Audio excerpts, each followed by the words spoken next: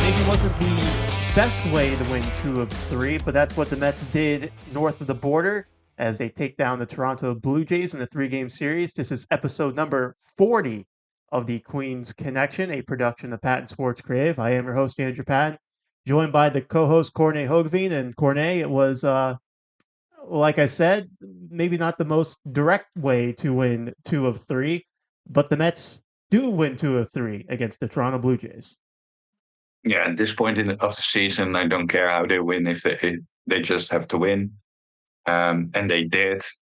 I think the both games we won, we could have easily lost. Wasn't the best played games. I think yesterday it's obvious that one part of the Mets team struggled for the longest time, but not unfortunately. Luckily, eventually we got 2 wins, and you get 2 wins on the road in Toronto. You'll definitely take it, and hopefully that ninth inning yesterday sparked us again, especially the offense, who has been struggling, I think, over the last 2 series against not great pitching on paper. So hopefully now facing some good pitching. At least our pitching has been very strong. That's the positive part. Keeps us in the game. So hopefully that continues, and the offense is a little bit better because we need it in against the Phillies. Yeah, no question about that. This is the or what people call the quote unquote soft spot of this September schedule, playing the Reds and Blue Jays back to back, and now things are gonna pick up competition wise. You got the weekend series with the Phillies, then play the Nationals, but the Nationals did the Mets a favor the other day. They're not a pushover kind of team, and then they finish off with the Phillies again, Braves, Brewers. So yeah, it's crunch time for the New York Mets. There's no question about that. And you mentioned good pitching, and the Mets, did get good pitching for the most part in Toronto, but maybe the one guy we didn't maybe expect to give him a good start gave him a very good start on Monday night, and that's what will kick things off. It was started by Tylor Megill, who was a little bit of a unexpected call to for him to make this start. And I guess it wasn't until the day before they said, you're not in the bullpen. You're going to start tomorrow in Toronto. So seems like that always happens where the unexpected spot start maybe they go out and they absolutely deal. Tylor Megill gave them at 6 innings of shutout ball with just one hit and 2 walks with 9 strikeouts. Easily his best start since probably that start against the Los Angeles Dodgers back in May. Unfortunately for Megill, the offense took a while to get the scratch out a run to give him a lead to work with. It didn't happen until the 4th inning on a JD Martinez single. And it was 1-0 going to the bottom of the 7th. And at 88 pitches, I believe Megill was at. Carlos Mendoza decided to go to the bullpen. They bringing in the lefty Danny Young, and unfortunately wasn't maybe the best outing for Danny Young. Got into a little bit of a jam, and Jose Butto came in, and definitely wasn't the best outing for Jose Butto as well. The Blue Jays scratch out 2 runs to take a 2-1 lead in the 7th. Go to the 8th. The Blue Jays bullpen. You talked about how their bullpen is not maybe the best in baseball. It definitely showed in that 8th inning. The Mets score 2 runs in the 8th inning by a wild pitch from Tommy Nance and then a pass ball by Brian Servant. So the Mets scratch out 2 runs there to take a 3-2 lead, and Ryan Stanek and Edwin Diaz would take it the rest of the way from there, pitching 2 innings, combining for 4 strikeouts. It came pretty close for the Blue Jays hitting the walk-off home run. Just fell short at the wall. But at the end of the day, the Mets take a 3-2 win to open up this series north of the border. And like I said, I think the obvious headline in this game was the performance of Tylor Megill. Yeah, like you said, unexpected. We both didn't necessarily love that Paul Blackburn stayed on the injured list, but he delivered. He's been pretty good since in his latest stint. So hopefully, because I do believe that we get another start for Tylor Megill in the next spot. I think I heard that Blackburn is still dealing with some back issues, so we definitely need him. But I think his fastball was just really, really good. The four seamer, the sinker. The sinker had a really good run on it. Kept hitters off the fastball, throwing enough secondary stuff. But I think the fastball was the main plus for Tylor Megill. So that's good to see. 16 in a row retired uh, before Mendoza pulled him.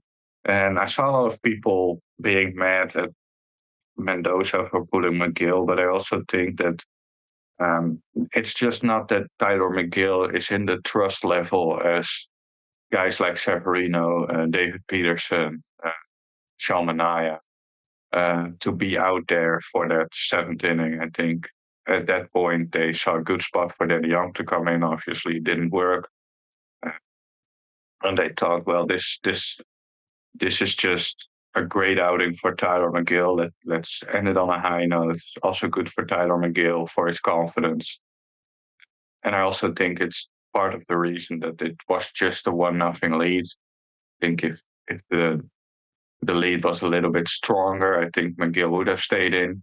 But with the 1-0 lead, you hope that your strong bullpen, which has been strong for the Mets, can close it out. Luckily, the Jays helped us a little bit with the eighth inning. I believe I know the first one was a wild pitch, but I think the catcher didn't look good on that pitch as well. So I think we could thank Brian Serven for two misplays behind the plate for us to take the lead. Yeah, and like you said, at the beginning, you're at a point in the season where it doesn't matter kind of how you win, just as long as you win. And in this game, the Mets only had 3 hits. Obviously, you're not going to win a whole lot of ball games when you only get 3 hits in 9 innings. But they were able to get three guys across the plate. It was one more than the Toronto Blue Jays did. So at the end of the day, you get a win, and that's the most important thing. But obviously, it wasn't the most beautiful game to watch, maybe from an offensive standpoint. But the Mets were hoping to carry some of the momentum from the pitching side into Game 2 with David Peterson, who's been so good for this team all year long. But when you're in such a good stretch like Peterson has been in, there's eventually one day you're going to come to the ballpark and it's not going to be there for you. And this was the day where David Peterson was not on his A game. The Mets did get out to a 1-0 lead after getting a couple of hits off former teammate Chris Bassett. Nimmo drove in the first run. The Blue Jays would come back in the second inning, though, to tie at the ball game. And then the third inning, that's when the dam kind of broke. The Blue Jays opened it up with 4 runs in the third inning, so the Mets are down 5-1. They did get a run in the seventh inning to cut the lead to 5-2, but the Blue Jays got that run back. So the Blue Jays end the day 6-2 winners. And obviously, like I mentioned, David Peterson, not his best outing. Unfortunately, picked a bad time to have a bad outing. He only goes 4 in the third, 8 hits, 5 runs. Only 4 were earned, but 2 walks, 2 strikeouts. I'm curious to get your thoughts on this. Obviously, the fastball elevated was not there for him. He couldn't get that located very well, particularly on the arm side, as they were mentioning in the broadcast. Um, I thought his sinker was actually pretty decent in this game, but it was one of those things where they didn't like throw it enough, in my opinion. But obviously, that's maybe a game plan thing that we've talked about in the past, like in Severino outings where he's more hard stuff and not really throwing the sweeper slider, whatever you want to call it. So I was just curious if you thought, the sticking with the fastball up despite it not really being there for Peterson, if that was just the game plan against this Toronto team and they were just gonna kind of die on that hill rather than maybe try to maybe tinker with some stuff in between innings. Well, sometimes I think Peterson, that fastball up and that sweeper, I think they're both, like you mentioned, really wasn't there. I think the command of both those pitches weren't there. So you you like to see that you adjust during the game when a certain pitch isn't there, and maybe um, getting some quick outs, getting some getting somewhat deeper in the game. I don't really. Yeah, I mean, I do understand that what's been working so well for you over that period of time. I think what David Peterson has showed this year is great, but we have also seen the outings where he got some more soft contact and a lot of ground balls with that sinker. So it's not like he hasn't done that before. So um, I would have liked him to maybe alter that pitch a little bit more and maybe use that a little bit more. Um, I don't really blame him on that. Uh, it just, I mean, I think for David Peterson in this outing, it just ballooned on him, so to speak. I think he couldn't really figure it out. And then we still see David Peterson at times, and I think that the mental aspect of his game, you see a lot of shaking his head. He I think he's in a type of zone or something like that that's tough for him to adjust on the fly when everything goes wrong.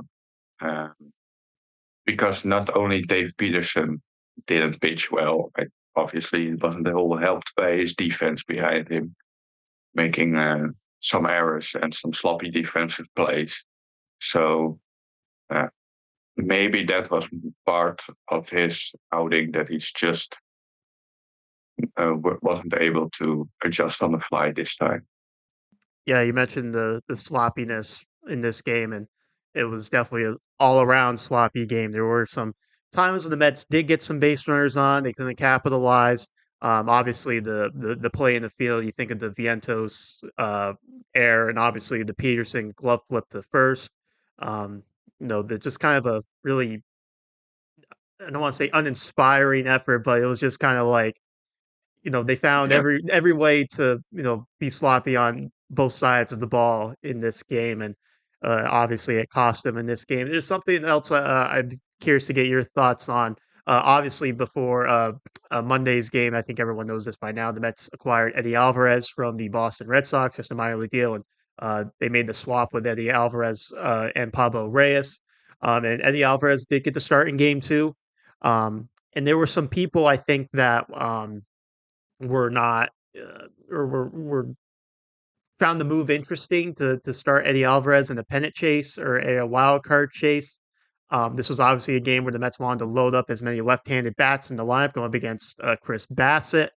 So did you take any issue with starting Eddie Alvarez in this kind of chase the Mets are in a game that's, I mean, they're all important at this point in the season, but I mean, I think a lot of people are just kind of like, at the point where you got to put your best nine out there day in and day out, and I just saw some of that going around the social media verse, so I was curious to get your opinion on that. I had no issue with it. First of all, I saw the numbers Iglesias had against Chris Bassett in his career, and they were pretty horrendous. And Iglesias did came into the game later, so I think that was part of the decision by the Mets to not play Jose Iglesias there. I think Jose Iglesias is not the youngest buck anymore, and if you don't give the guy a rest at some point in September, you might overwork him and you don't have a use for him in October when McNeil's still not back. So you want to make the playoffs, but you are also, if you are in the playoffs, um, I don't think you just want to lay down and say, "Oh well, we did make the playoffs," and then that's all she wrote. You want to go as far as you can in the playoffs. So with a 34-year-old, if I'm correct, year Jose 34-year-old Jose Iglesias, I think giving Eddie Alvarez with his career numbers against Bass at the start there was the perfect spot to give him somewhat of a rest. I'm also curious to get your thoughts on the line of approach against Chris Bassett. The old adage is, look for fastballs, adjust for off speed. But they showed the pitching repertoire of Chris Bassett, and he throws 8 different pitches, as we know. So and there were times, particularly I look at a guy like Mark Vientos, who if you watch the Mark DeRosa breakdown, they were flashing his numbers against fastballs. He's got like an over 700 slug against fastballs. That's up there with uh, Aaron Judge and guys like that. Like he's at the top when it comes to hitting the fastballs. And the couple there was a strikeout. Maybe it was both his strikeouts. I can't remember, but there was definitely one. A fastball over the middle of the plate, and he just took it. Do you think when a guy like Chris Bassett is on the mound, do you think that almost the message is kind of like almost just look more for the off speed rather than look for the hard stuff? Because it just felt like there were a couple of times when there were fastballs just right over the middle of the plate, and guys were just sitting there looking at it. So I was just curious to get your thoughts on that. Well, that's what Chris Bassett does. He's a guy that throws everything at you, and his sequence is sometimes to try to surprise you with the fastball, and then he has like a pretty decent miles per hour on it. That when you get surprised, you are just delayed. So you, and the only thing you can do in your reaction time is just hope that it's a ball, and that's what happens. That's what Chris Bassett tries.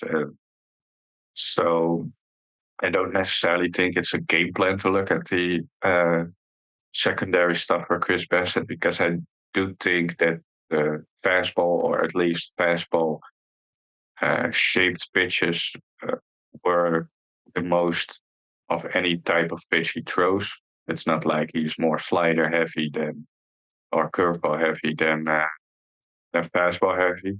But we also saw moments in that game where Chris Bassett threw the curveball, and they were surprised with that. So he's a tough buck to face when everything is working, and because he can throw so many pitches, you don't know what's coming. So I think it's part of Chris Bassett's plus that he gets those called third strikes.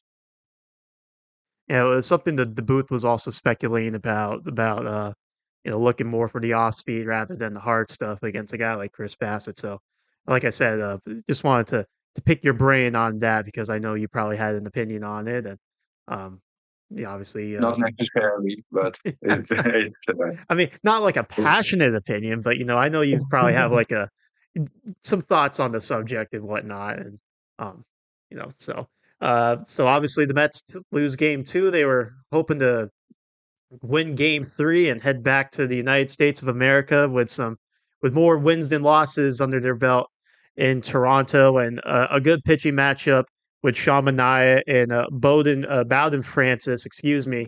And it was like I told you, we're always in favor of pitchers duels. We love a good pitchers duel, but at this point in the season, maybe they're not the most fun, especially when you're getting no hit for 8 innings, and that's what Francis did against the Mets. He was very much on with his stuff. He only had one strikeout in this game. Got a lot of outs via the contact, and Mets had some hard contact against him, but unfortunately they were hitting him right at mostly the right fielder Lucas. Schneider made a nice play on Bader in left field, but Sean Manaea was also on his game. Fortunately, in the fourth inning, the Jays did get to him some hits and obviously a big walk to Will Wagner, loaded the bases with nobody out. And the Mets would just get out of that inning, only allowing one run, which is huge. At that point, we had bases loaded and nobody out. You'll take the one run allowed in that situation. But the offense wasn't really doing their part for a while. So we did go to the ninth inning. Down, the Mets were down 1-0. Francis comes out to try to complete the no hitter, gets up 0-2 on Francisco Lindor, and Francisco Lindor gets the Mets their first hit of the game with a long drive to right field, a solo home run to tie the game. The Mets would not stop there. Iglesias singles, Vientos walks, Nimmo walks, so the Mets had the bases loaded with nobody out.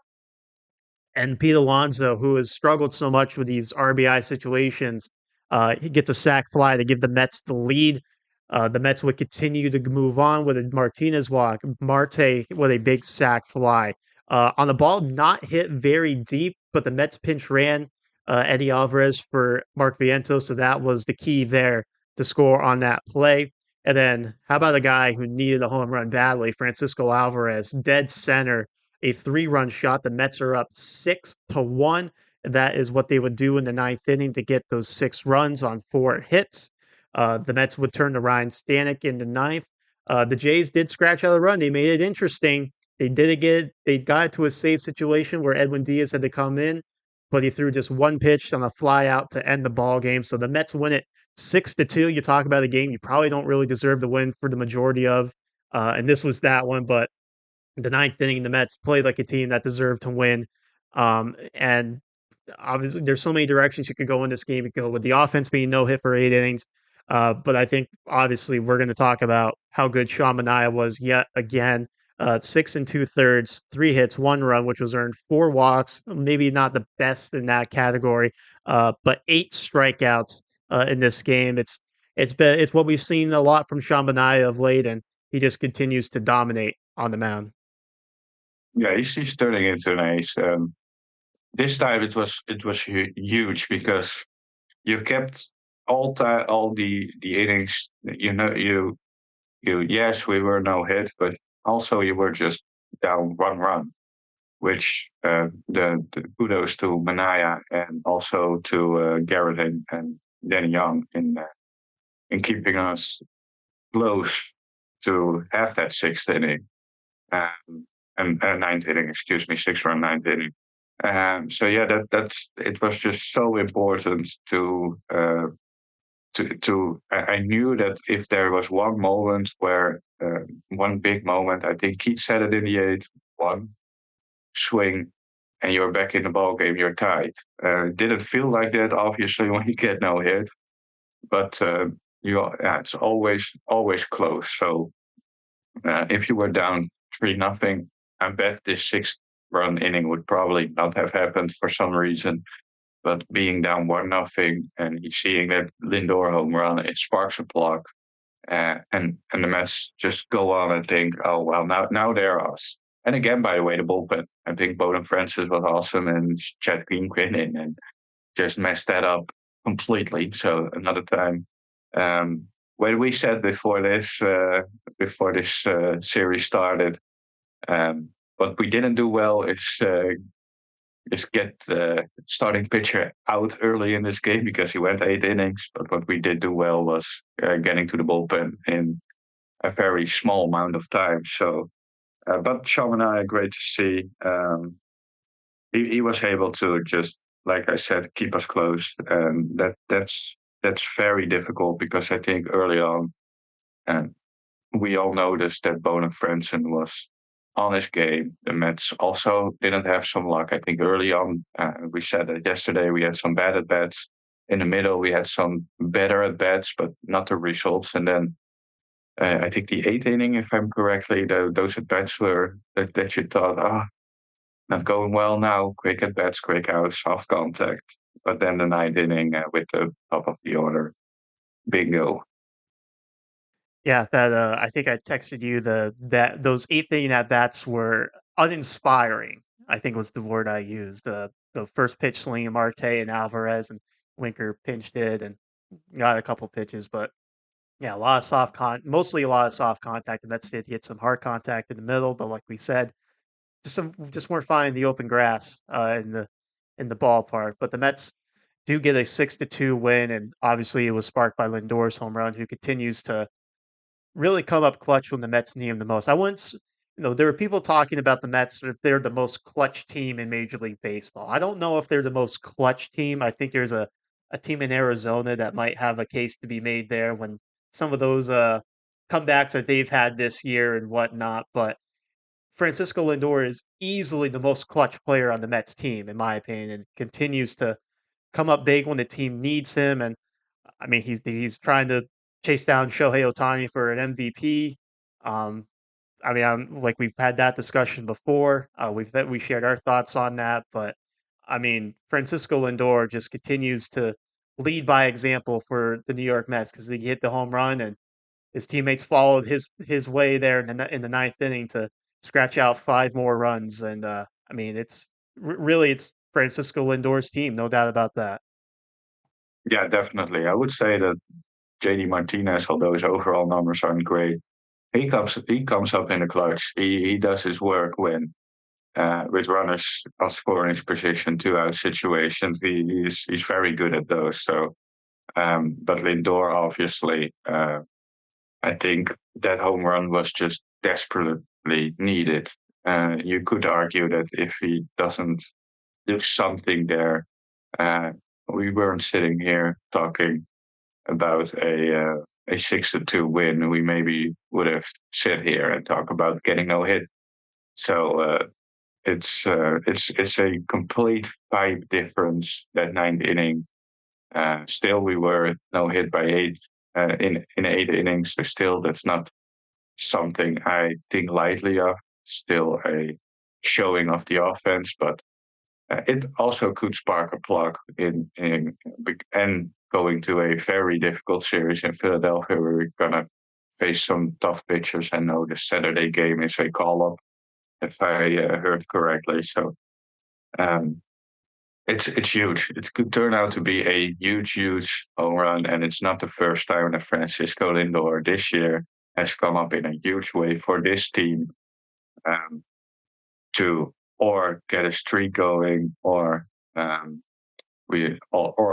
also off the field. We have mentioned that too, with some moments where he stood up as a leader. It's just a tremendous year all around for Francisco Lindor. So you talk about the offense there as we'll eventually transition out of this Blue Jays series. So the 3 games in Toronto, they only scratch out 13 hits. Now they did win 2 of 3. That's the most important thing. They won 2 of 3, but the 13 hits in 3 games is not particularly a great stat line to have. So as the Mets go down to Philadelphia to play the Phillies, 7 of the next 10 against the Philadelphia Phillies, who we know have really good pitching. Obviously, the Braves later in the month, followed by the Brewers. Those are teams that have some pretty good pitching. Is what's your level of concern, if any, with the offense right now? Are you concerned at all? Do you think this is just a little bit of a weird stretch and they'll get back on track, or with what they have lined up these next couple weeks, are you kind of like, oh man, they're gonna have to win a lot of 3-1 games, 3-2 games because the offense is maybe a little, I don't want to say stagnant, but a little performing underperforming at this current time. I'm not necessarily overly concerned by that. I think I am noticing that we have a very tough stretch coming up. I think only the Nets are a bad team. You face, um, you face a team with one of the best starting pitchers in the game in Atlanta for three, and the Nets, and then the rest, it's all division leaders. So that's not a stretch which I look at lightly. With a 1 game lead, it's going to be tough. I'm not going to lie. I'm not going to say that's going to be an easy road. At times I see people, look at the other spots in the wild card because we can make it. I just hope that we get in there. And I think our schedule is too difficult to just. If it happens, it happens, and I will be thrilled. But I will be thrilled if we just make the wild card and all this what we had in the second half eventually is worth a playoff spot. Then I would be very happy with this team. I think even if we're not going to get a playoff spot, I think you can still be proud on the second half and proud of this team how they perform. But obviously, you want to be rewarded for what the Mets have done in that second half and have turned it around. But back to the point, I think even when your offense did better in this last 2 series, I would say I would have been over the. It's gonna be tough now. We're gonna face different pitchers, so I don't necessarily expect big outbursts in runs. So as I I expect the Mets pitching, which again has been on a roll as well. So it's not like it's impossible um, to keep it close. And I expect low scoring ball games in this next game. So I do believe that ninth inning we had um, is a momentum switch for this team and could be a momentum switch. Uh, so I'm not so that truly helps going into the Philadelphia series. So conclusion, not necessarily more concerned than I would be in any other way about this upcoming schedule because of the offense. Yeah, you definitely hope that that ninth inning against the Blue Jays is the spark that the offense needed to maybe wake up a little bit and get moving and grooving. Because obviously they were a little stagnant at times these last couple of days. But like we said, overall they took 2 of 3, and that's the most important thing. Yeah, and yeah, one more thing. Um, it's you don't. I think it's unreasonable to expect a lot of runs against these teams that we are gonna come up with. So if we score 3 runs, 2 runs, 4 runs, um, I wouldn't say, oh, now the offense is staggering. You know what I mean? It's just the pitching that you face. Obviously, when you face better pitching, scoring is a little bit less, a little bit more difficult. Same with Bowden Frentzen, who had been tremendous August pitcher of the year. So he had been in a great groove. Um, so that we knew that that game was most likely the game. Also with our pitcher, by the way, that for facing the starting pitcher was the most difficult in the 3 we faced. I think we got a little bit lucky with that first game because we had other set up when we talked about this last week.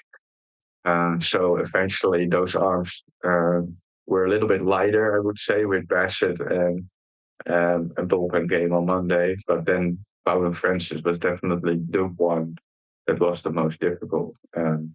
It's logical when a pitcher is on a roll, it's probably more difficult to score runs.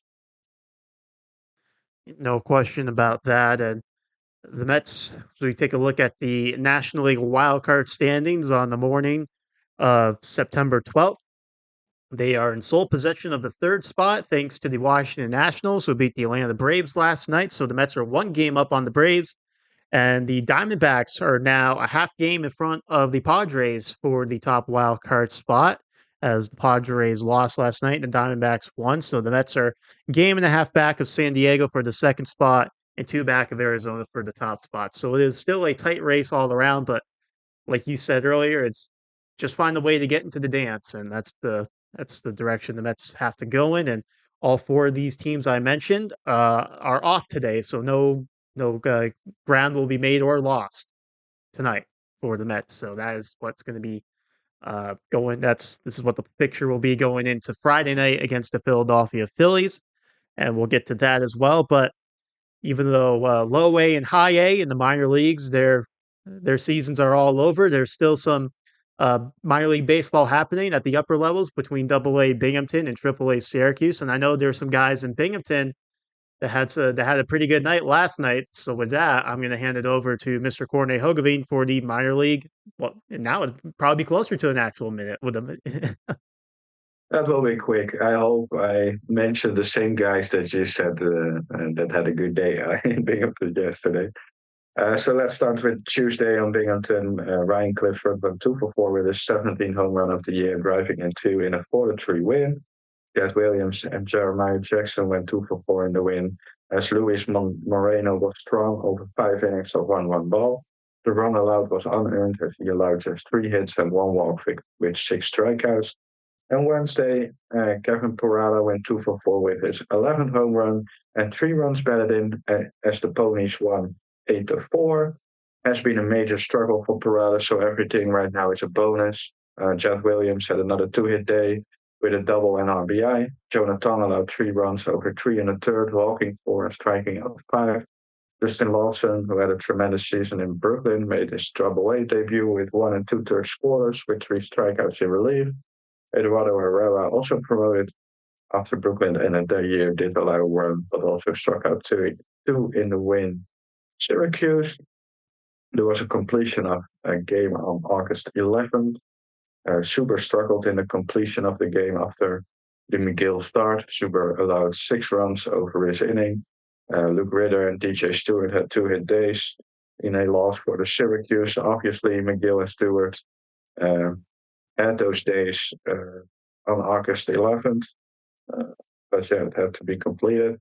Tuesday, another day, another bad outing for a starting pitcher.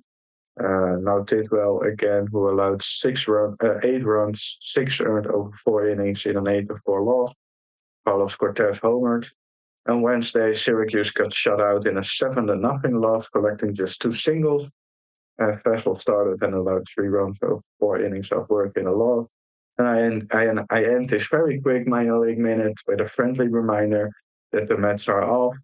You can still watch the minor leagues if you have MLB TV. Nolan McLean is the probable pitcher for the Ponies, so that's a nice one to maybe watch. I don't know if SNY features a game in the minor leagues. Maybe they will have the Rumble Ponies or Syracuse Mets as well, but hopefully you have the ability to watch a minor league game and see some of the future Mets stars in a Mets off day.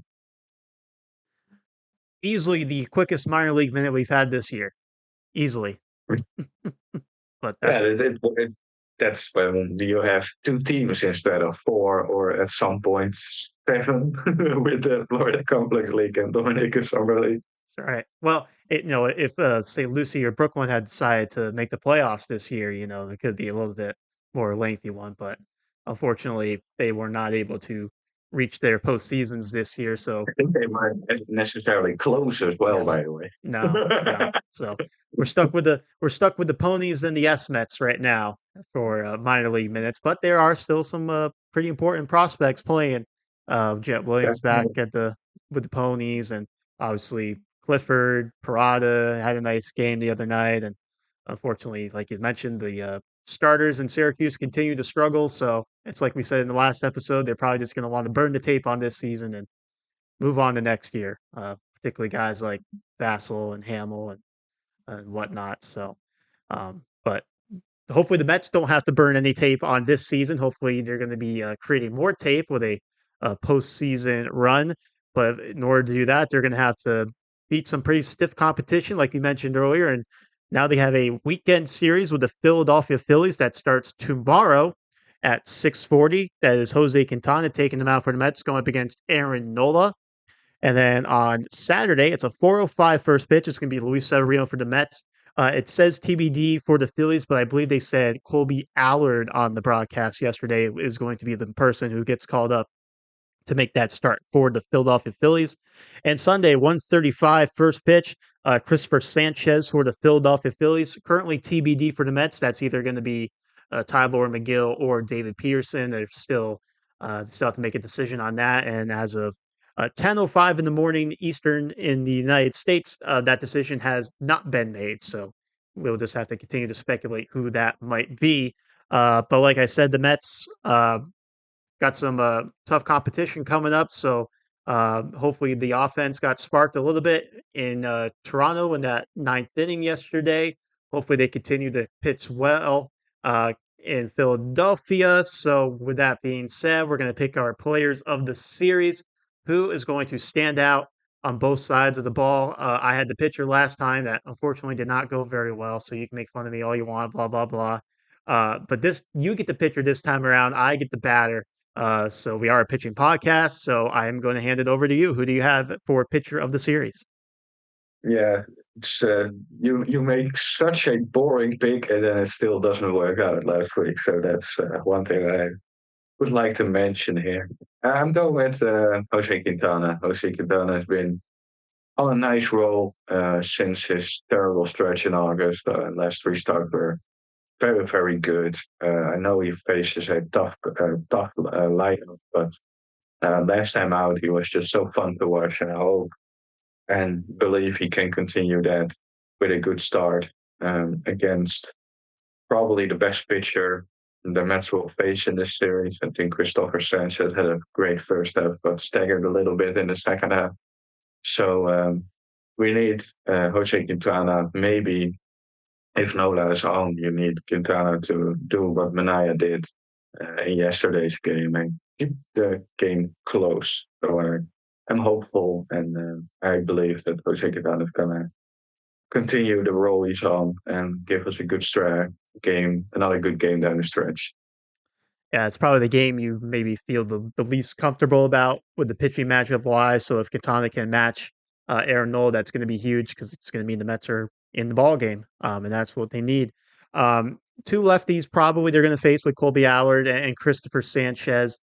Um, and this guy is going to at least start one of those games, I think. And I had success with this pick before. It's been a while since I picked this guy. But I'm going to go with Tyrone Taylor for whatever game he starts to have a solid performance at the plate. We know he's going to be solid defensively most of the time. So let's go with uh, Tyrone Taylor to have a nice game, whether that be Saturday or Sunday, or maybe even Friday if he gets to start Friday. Whatever game Tyrone Taylor starts, um, I'm going to pick him to have a nice productive day at the plate. I love this pick, Andrew. Good job. You're back on track with not making boring picks. So kudos to that. Well, you can only do pitchers, so you can only pick so many pitchers. It's you'd be unique to Let's go hope bullpen, but David Peterson pitches on Sunday, so you can pick him next week. well, hopefully David Peterson pitches. No, no, I was gonna say hopefully he pitches Tuesday when I'm down at the ballpark, but no, I believe that's gonna be a Sean Manaea start. I believe he's lined up to pitch Tuesday, unless they want to pitch him on Monday on the regular I think rest. I think they're gonna put Megill in there on Monday or Sunday. So then you have. I think it's a good odds that Manaea will pitch Tuesday. So you're lucky there. Yeah, I Let's have. say Think I'll complete the quartet because I've seen Quintana pitch maybe a little bit more often than I would like to for what the Mets have for starters. I've seen Severino, I've seen Peterson, I haven't seen Manaea. I saw Manaea in spring training, but I haven't seen him pitch in a meaningful baseball game this year. So uh, it'd be fun to see Sean Manaea do his thing on the mound, and hopefully he continues his success. But hopefully uh, the Mets have success in Philadelphia before that. That's the most important thing right now. yes, that's first gone, Andrew. Then we can talk about the Nets.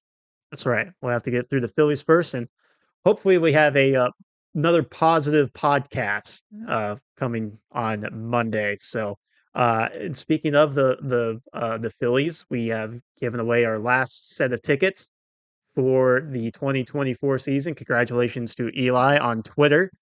He has won the tickets and he's got them in his hand, and he is good to go for next Thursday against the Philadelphia Phillies. So, that'll, congratulations to him. I'm sure he's going to have a good time, and we thank everyone for participating. But just because he didn't win doesn't mean you're going to have uh, any more opportunities to win because we will have some maybe off-season giveaways. We'll give away a couple things. Might have some bobbleheads laying around or whatnot that could use a good home that aren't in the Netherlands. So, maybe we can give those away in the off season when we have some. Well, maybe we're scraping the bottom of the barrel for things to talk about. Wow, we're gonna talk. No worries. I like the off season for different reasons. So That's right. Hopefully the we Mets. can Hopefully they give us a lot to we can talk about this off season. definitely, and we also like to talk about certain possibilities that the Mets might go after. Maybe a little bit more under the radar possibilities. So I always like to do those. So Well, we will definitely get to those, and hopefully not. Hopefully, later rather than sooner. Um, that's very true. so I think we're gonna wrap things up here. So, Mr. Corne Hogeveen, we thank you for joining us as always, and hopefully you're well rested for this big weekend series with the Philadelphia Phillies. Yeah, buckle up, Mets fans. Yes, hopefully, like I said, lots of good things to talk about once the weekend wraps up. And we wrap up this podcast by thanking you for listening. And make sure you like or follow us on social media on Facebook and Twitter. Just search the Queens Connection. We'll pop right up. Make sure you hit that like or follow button and do the same thing wherever you listen on Spotify or YouTube. Subscribe and share with your friends. Tell them you found these two losers that have nothing better to do than talk about the Mets. So, share the podcast with us. Well, I see you shaking your head. Maybe only one of us is a loser, and I guess that's up for debate. That's your words, Andrew. That's your words. Not gonna respond on Gonna gonna take the high road. Good for you. All right, everyone. Thank you so much for listening, and we will talk to you on Monday after this weekend series with the Philadelphia Phillies.